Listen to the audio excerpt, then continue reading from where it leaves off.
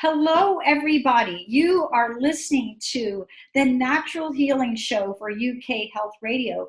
I'm your host, Catherine Carrigan, medical intuitive healer and Amazon #1 best-selling author. You can find out more about me and my work at catherinecarrigan.com and unlimitedenergynow.com. While you're there, sign up for my newsletter so you can learn even more about how you can heal yourself naturally. Now, our guest today is one of my favorite peoples. In fact, she's one of my best friends, Maxine Taylor. Maxine is America's first licensed astrologer. She's written numerous books. I happen to know that she's the author of not just one, but 7 Amazon #1 best-selling books. And you can find out more about her and her amazing work at MaxineTaylor.com. Welcome, Maxine. Thank you, Catherine, so much for inviting me to be your guest today. We are really going to have a good time talking about what's love got to do with it. All I think of is Tina Turner singing that. And the answer is love has everything to do with it. Love is what it's about. And as I look out there at the world and I see unhappy adults, little children in adult bodies crying out for love in various ways, doing things to get attention. I think of our politicians. I think of our actors and actresses. Everybody wants love. And the problem is that so many people don't have it. They haven't gotten it. And the secret to healing, I think, is love. Love is the universal antidote. And when you love you, everybody loves you. And I learned that personally a while back. And what I saw is that people don't know how to love themselves because they are not programmed to love themselves. And you know, I have my phenomenal course, Take Back Your Life, and you are the person who gave me that title. So what I help people do is release their programming so that they can rewrite it. And what everybody wants in one form or another is to be loved. A lot of people say, no, I'm not interested in love. All I want is money. Well, when you are peering over the edge at the end of your life, you truly cannot take it with you. When a lot of people say, no, I just want to be famous. If I'm famous, well, if you're famous, you'll get the attention of mommy and daddy. And then maybe they'll love you. Or you achieve success in your career. This is a true story. Many years ago, when I first got into astrology, since I was the first, I had a lot of publicity. And I had a scrapbook. And I knew that my mother loved actors and actresses and people who were famous. And so I thought, one time when I went home to visit my parents, I brought her a scrapbook and all these newspaper clippings about me. I thought, she'll love this. A year later, when I went back, those clippings and that scrapbook were still sitting where I left them. I still didn't dawn on me. So I thought, my goodness, she didn't put it together. So I put it together for her, thinking that would give me points in her eyes. It stayed there and collected dust. I think the hardest thing to understand very often is that love starts from our parents, and our parents are human beings, and they were raised by parents who were human beings. And if our parents did not get love, they can't show it. They can't give it. Now, the problem is that as little children, we crave love. We want to be loved more than anything. And if we don't get it, we spend the rest of our lives, number one, looking for it. Number two, blaming our parents for not giving it to us. And so that keeps us emotionally as a 3-year-old or a 4-year-old or a 5-year-old. One of the solutions that I have found that cuts through everything, and I'm sure I've shared this with you, Catherine, is if you'll accept people exactly as they are, the good, the bad, the ugly, warts and all, you will do that for yourself. You will calm down. You will quit running after somebody who is truly incapable of loving you, incapable of it, and stop expecting them to be able to.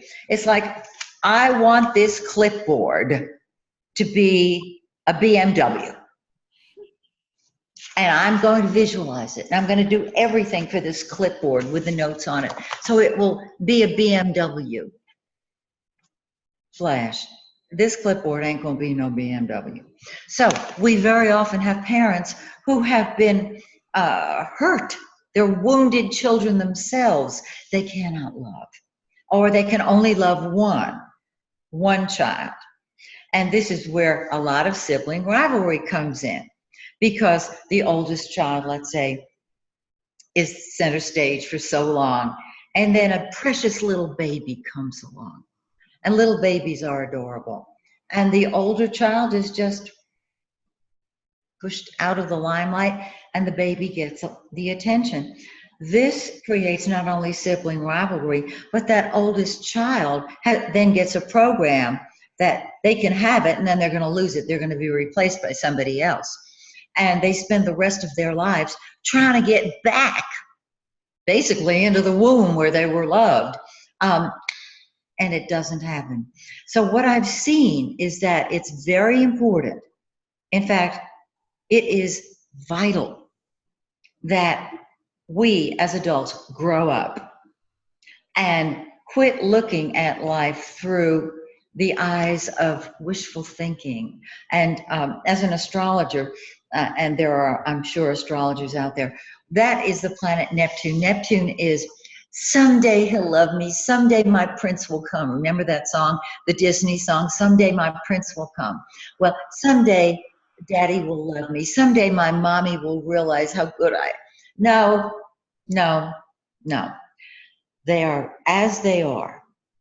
And we very often come across a situation or encounter a situation with them where we're slapped in the face with the fact that they are not ever going to give us what we want because they can't, either because they're incapable of it or they're no longer on this planet.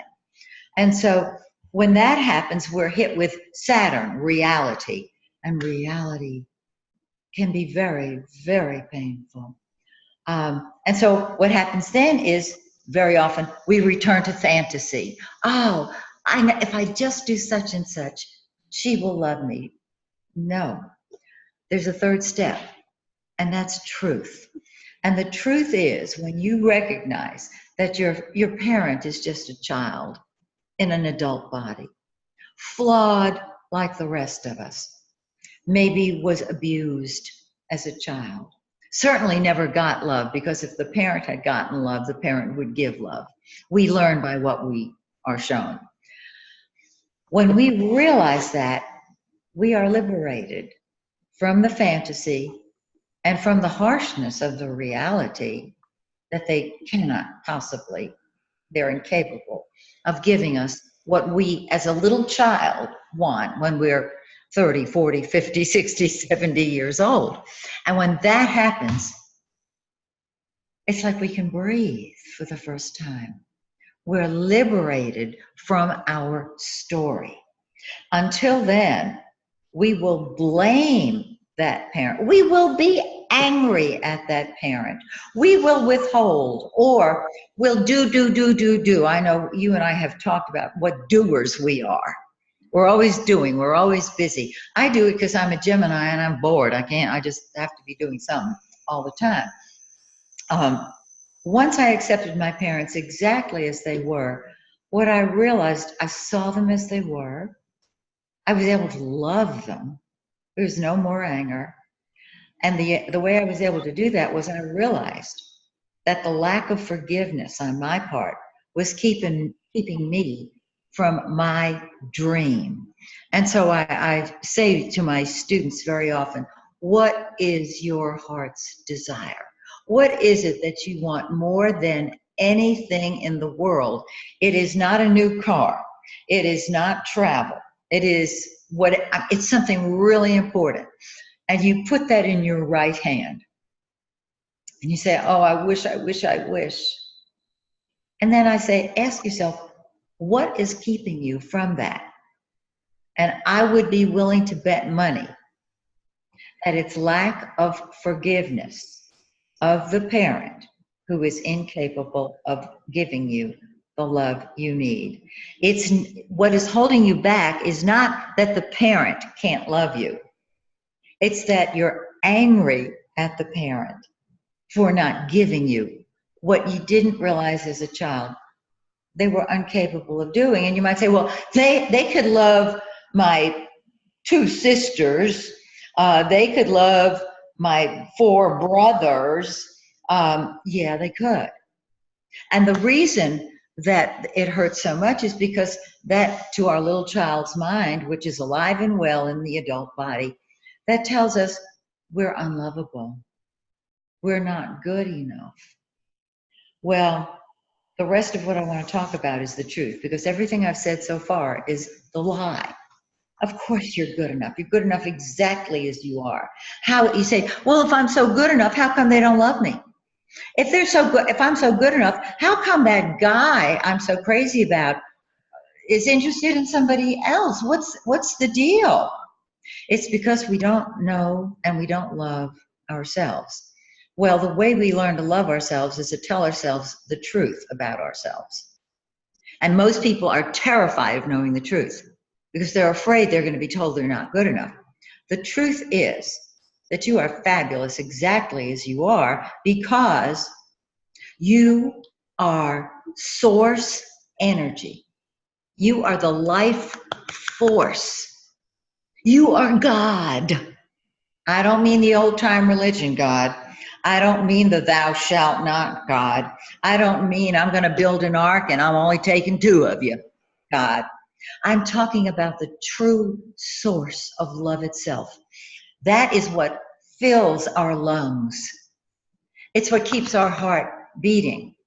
So we are love already in an earthbound body. And we have been fed lies by church, by parents, by society, by well-meaning people who were not taught the truth, that they are not only good enough just like they are, but they're fantastic. And when we know that, we can relax in that. When we love ourselves, we don't have to compete with anybody else. We're not jealous. And we see people as they are. And that means we're not going to run after somebody who is totally incapable of loving us because they are wounded themselves.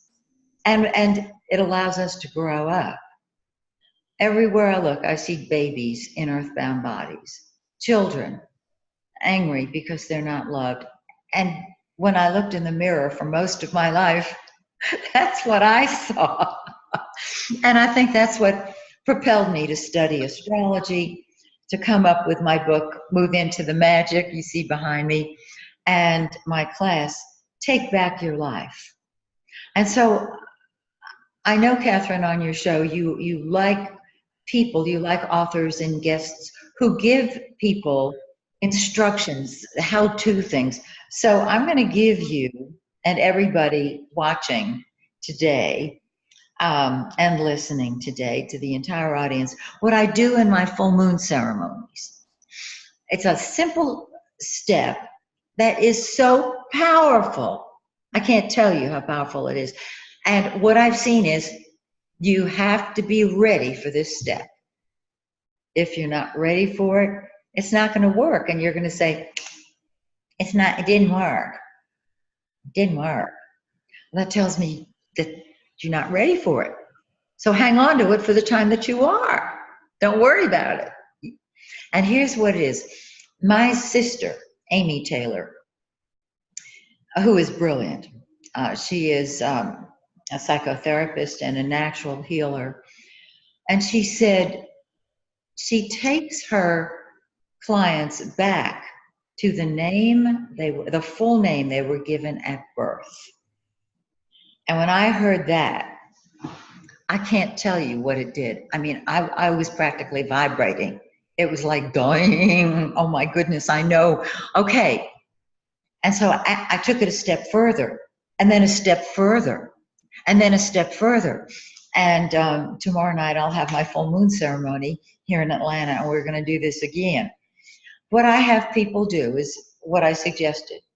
Get clear on what you really, really, really want. And as a child, if you're coming from your child's mind, you may find that you want something that you wanted when you were a little kid, and that's okay. Whatever you want is okay. And so I say, put that in your right hand. And we're going to release that to the multiverse, to God, because if you hang on to it, you can't, there's no way the universe can deliver it. So I have my group release that. Then in their left hand, I tell them to ask and to place what it is that is blocking them from having that. Because, and I want to put this on pause for a second, we are source energy. Source energy can create in an instant what we want. We are the stuff of the universe. We are the child of the living God. That living God lives in us. So whatever is blocking us, we want to know it, because we already know we're good enough. That's the foundation. That's the start. You are source energy. You're perfect exactly the way you are. So that's the bottom line truth. So usually it is anger at somebody, fear of somebody, hurt from somebody. In other words, blaming somebody else for not letting you have what you want. If only I had such and such from so-and-so. If only he would marry me. If only she would see how great I am. You want somebody else to take care of you. If you recognize that and that alone is keeping you from what you want, honey, you would flip that into the universe so fast it'd be over. And that's what we do. But we do it by saying, I, followed by your name at birth, the full name, release this block to the universe. And I take back my life. And the transformations that occur right in that circle are astounding. Did you have a question? Yes, I do. So Maxine, I in my work as a medical intuitive healer, I feel that everybody would do really well to receive a healing on feeling not good enough. And also feel everyone would benefit from a healing on deserving. You know, I deserve the best in life. I deserve to be happy. I deserve to be healthy. Can you tell us more about Take Back Your Life? What is that? And how you go about doing that in your work, in your own healing work? Of course. Let me say, and I'm sure you and I have talked about this over the years. I have taken many courses, and they are short-lived. You feel great, and then you lose it. What I saw very clearly was if everybody knew how great they were, if they knew they were good enough, we would have peace. And it all starts in childhood. So what I have people do is go back to that time that they got, the very first time they got their bad message. Now, a lot of people don't remember this because it occurred when they were just little kids. Some people got that they were bad and therefore not good enough when they were in utero, because perhaps they were conceived out of wedlock. perhaps they were unloved. It doesn't matter. Unwanted, unplanned. Unwanted. Yeah.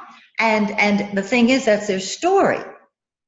When we incarnate, rule number one is we're supposed to forget the truth that we are God in an earthbound body, and therefore love itself, and therefore worthy and deserving of everything. And this is what Jesus came to say in the way he said it.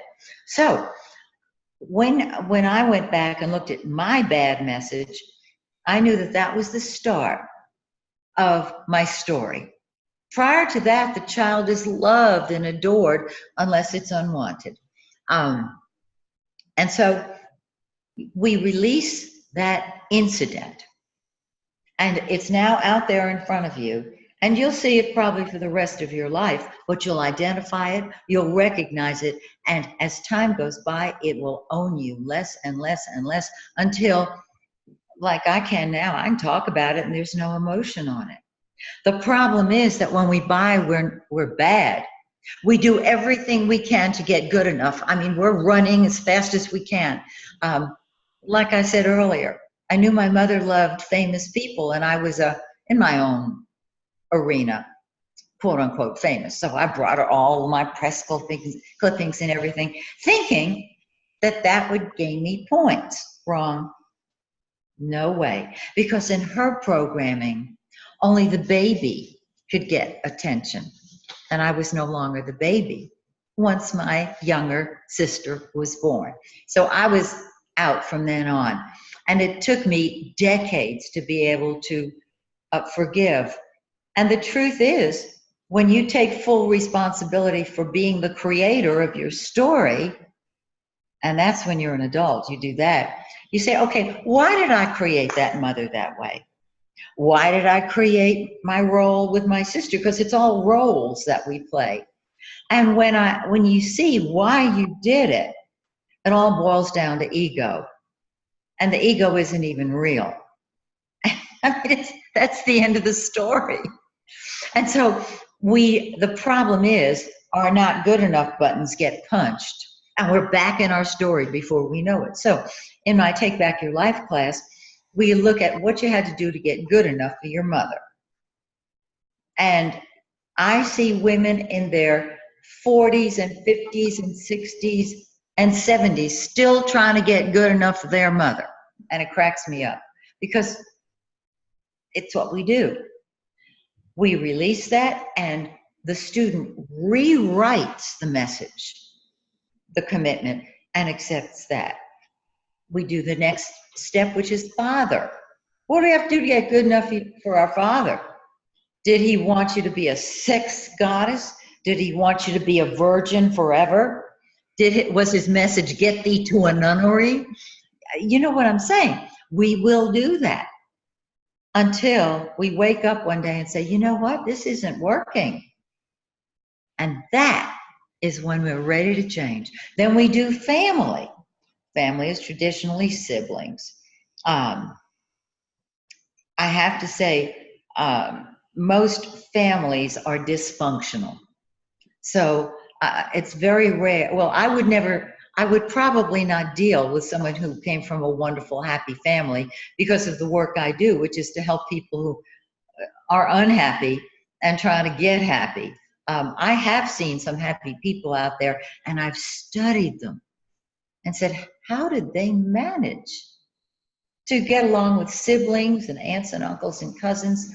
And I thought, they got that they were good enough from loving parents who were not wounded and were able to give that to them. And past a certain point, I'm telling you, all of you out there, quit looking to your mommy, quit looking to your daddy.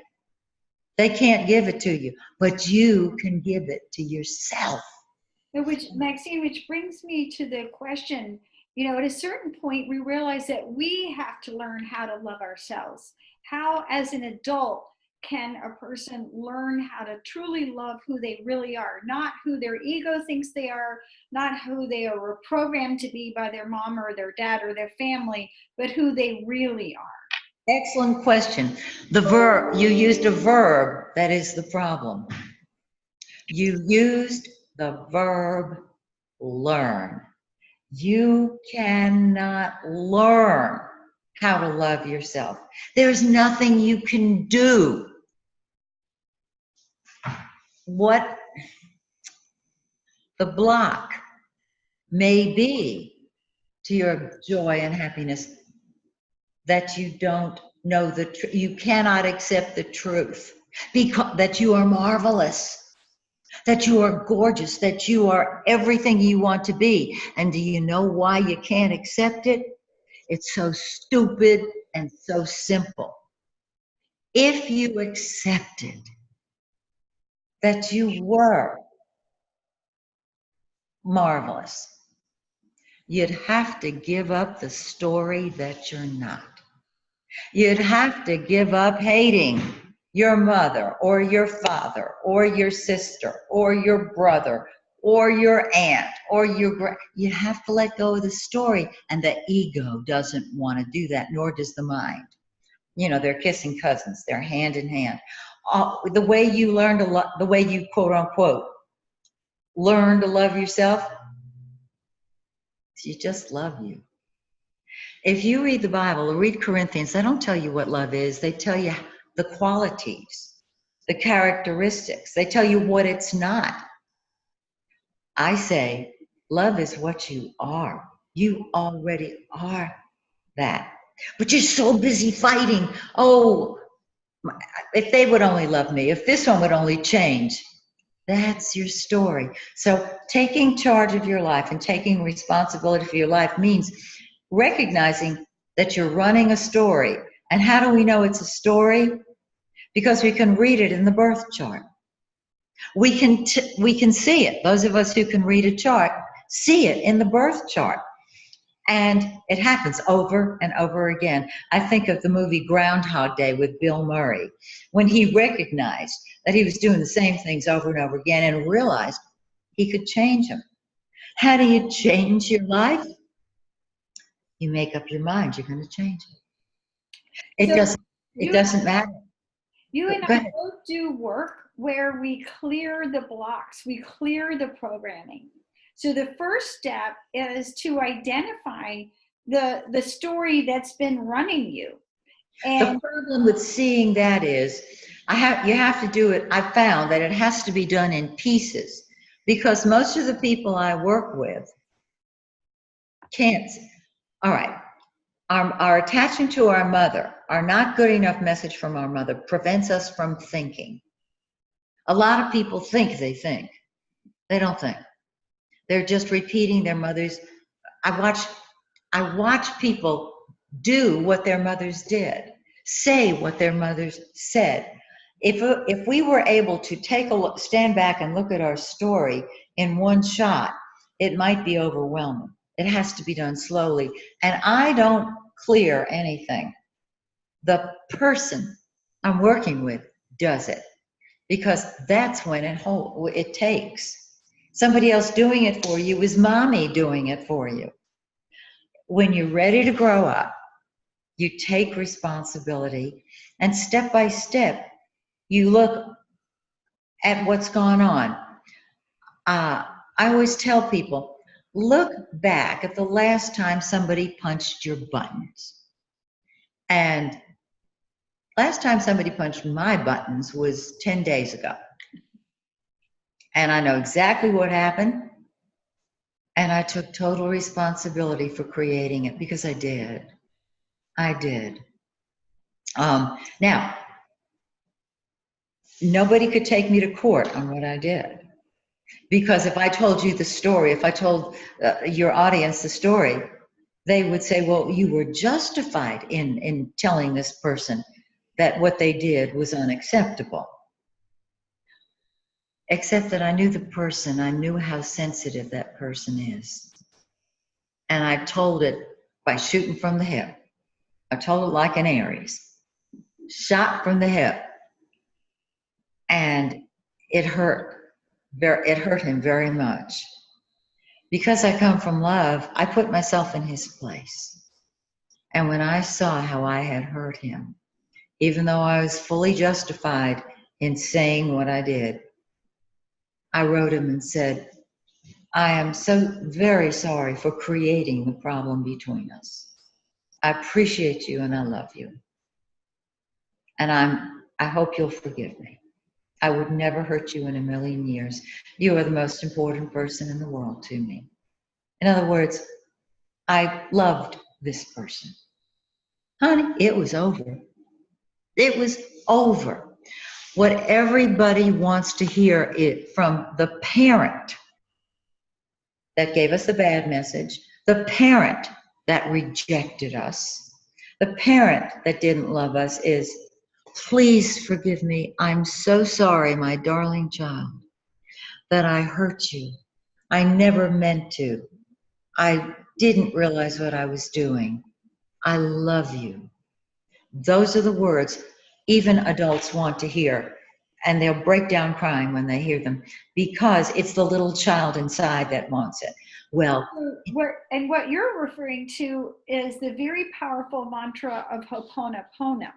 So, which are the steps? I'm sorry. Please forgive me. I love you, and thank you.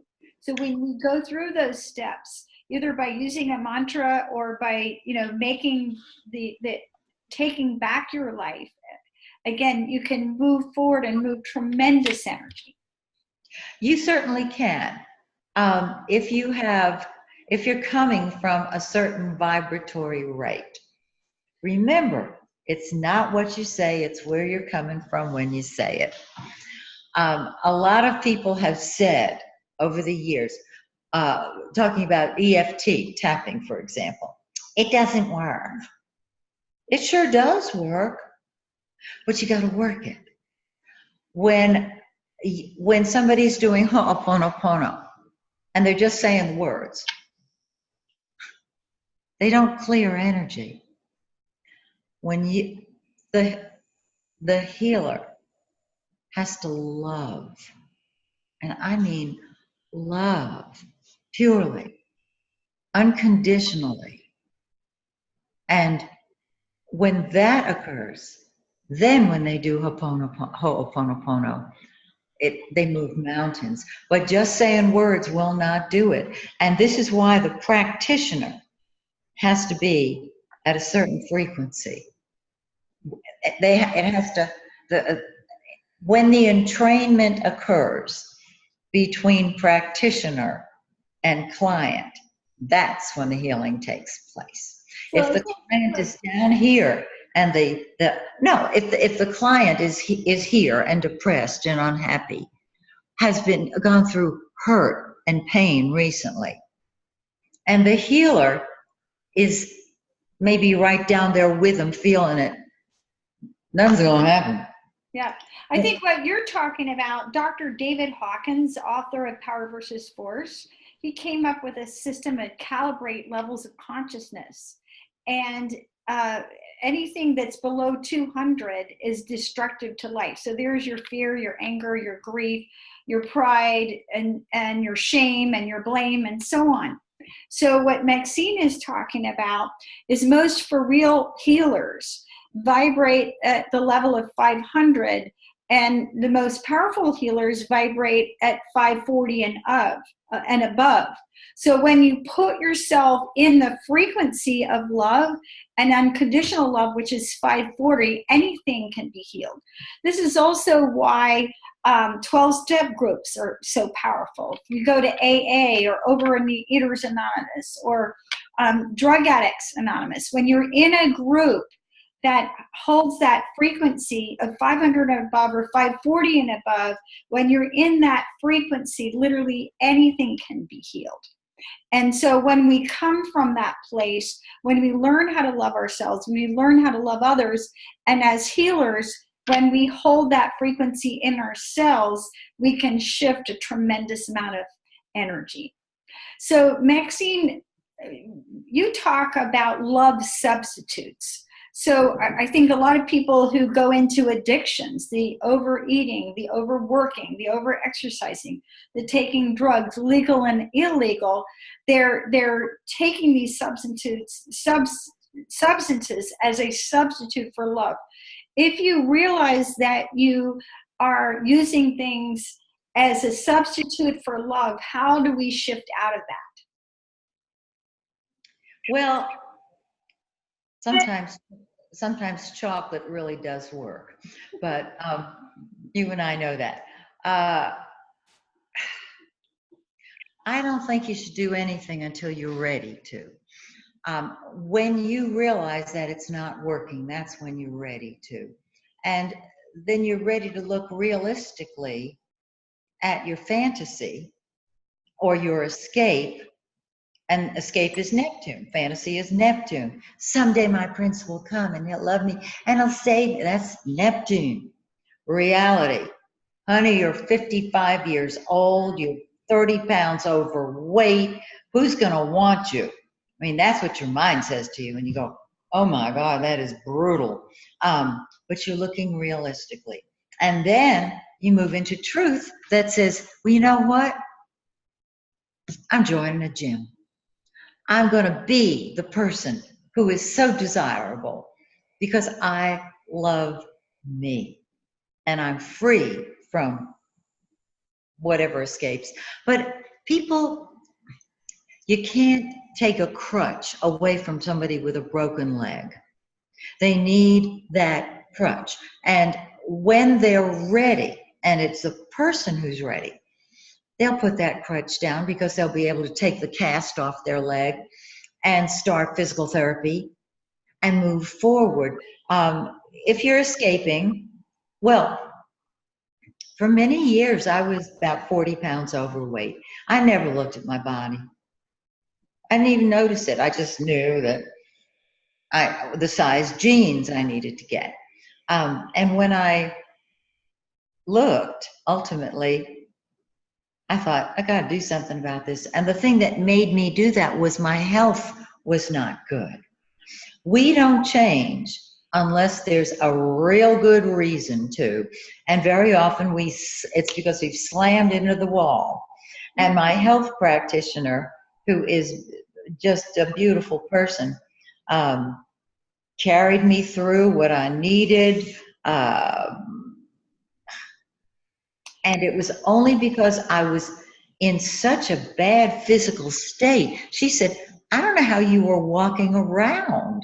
I said, well, I was dizzy a lot of the time. Maxine, I can recall Louise Hay, the great healer and author, years ago when she was alive.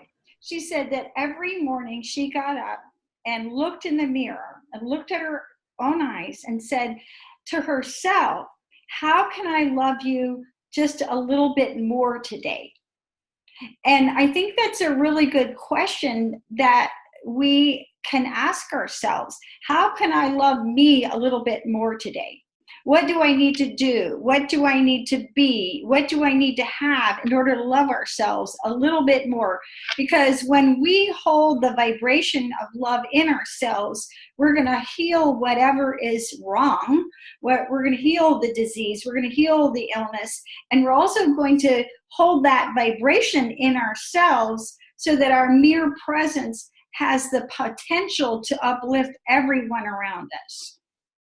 Absolutely, absolutely. And what is wrong and what is holding us back, as I said earlier, it is an oversimplification. It's forgiving the parent who didn't love us. Period, bottom line. That's all she wrote. That's it right there. As long as we are, because we have to forgive ourselves. Once we see how we have hung on and run after love from somebody who's perhaps incapable of giving it, then we think, what was I thinking? Well, you weren't. You didn't realize. And now you're free. But I will tell you that after all the years I've worked with people, it's forgiving. And it's not even forgiving. It's recognizing that they're incapable of giving it. And so being an intelligent human being, why would I why would I ask this clipboard to become a BMW? It can't. Why would I ask a parent to love me who is so wounded that they're not able to? So I'll just accept the truth that I am love itself. So, and your program, Take Back Your Life, basically what you're asking people to do is to take your power back from the different people and places where you've unconsciously given that away. And in order to take your power back, part of what you have to do, in my professional opinion, is you have to identify and see yourself clearly and see where your shadow's in charge. So how do you know when your shadow's in charge?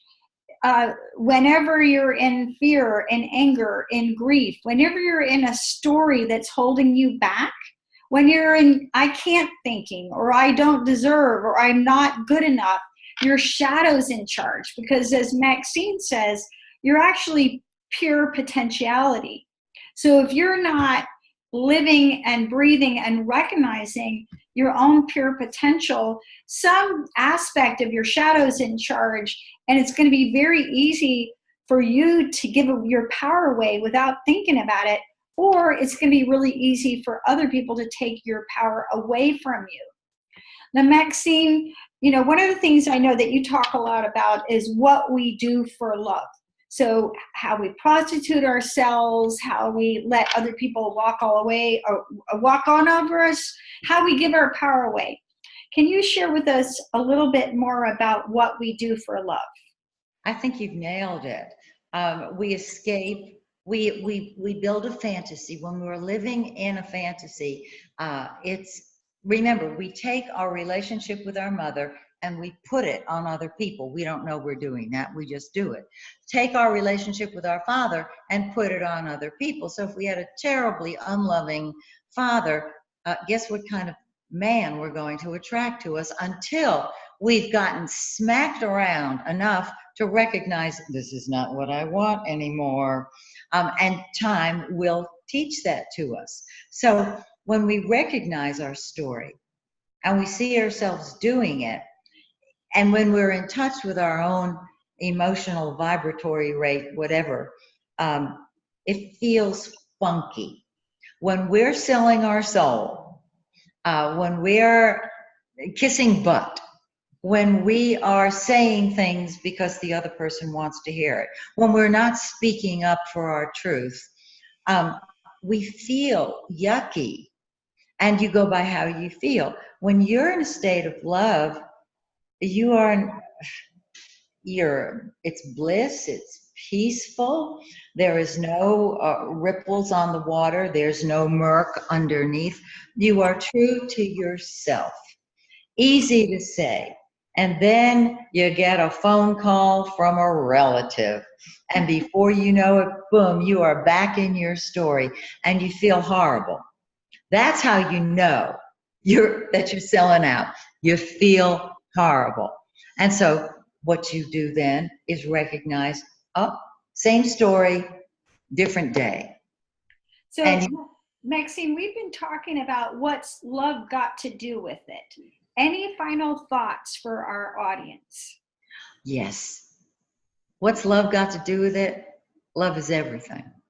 And you start with yourself. When you recognize how truly awesome you are, how loving you are, and that you would be just out of sorts to give your love or to seek love from a clipboard. There you go. There you have it. Now, for our audience, you can learn more about Maxine Taylor, America's first licensed astrologer, at MaxineTaylor.com. And Maxine, will you share with our audience the name of some of your books? I know one of them is Move Into the Magic, right? Move Into the Magic is that book, if you're watching this show behind me, that tells you how to release your programming and rewrite it. I have several astrology books. If you're an astrology student, they're compiled into one tome called The Stargazer's Motherlode, and it's on my website. It's not available on Amazon. It's like 5 books under one cover. I wrote a science nonfiction book called The Earthbound Trilogy that's available on Kindle, and there's another book, It's a funny little book called What Your Astrologer Never Mentioned. It's a funny look at the sun signs. It's a great little gift book. I think that's my favorite one. What your astrologer never mentioned. You've been listening to the Natural Healing Show for UK Health Radio. I'm your host, Catherine Carrigan, medical intuitive healer and Amazon #1 bestselling author. You can find out more about me and my work at catherinecarrigan.com and unlimitedenergynow.com. And remember, the more that you are aware how much love you're putting into your life, the more that you can put yourself in the vibratory state that is going to manifest natural healing for you on all levels, easily and miraculously. Thank you so much for listening, and we'll see you next time.